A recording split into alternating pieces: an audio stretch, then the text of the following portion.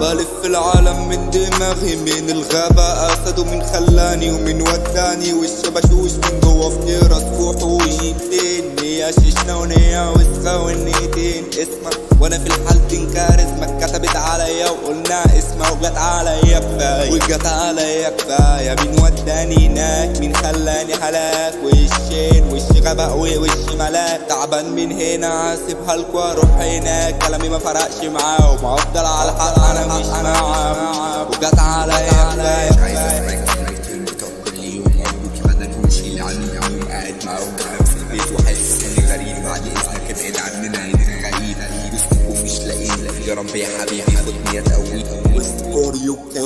كوريوكاي اكلت امه عشان تعيش في ترس خمه، ومين اللي خلاني كده من ظلم اوريهم لازم ادوس عليهم. انتوا تحت رجلي خليكم انتوا تحت رجلي، مفيش مفر ليكم.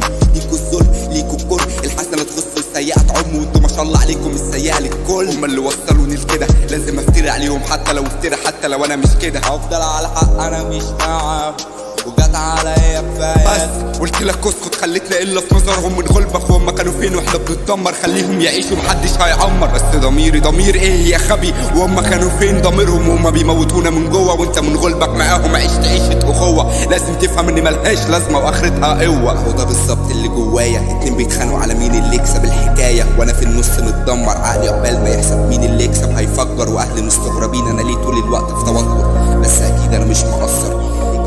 اتمنى لو عشت التجربة تأثر عليها وتطلع اجمد مني.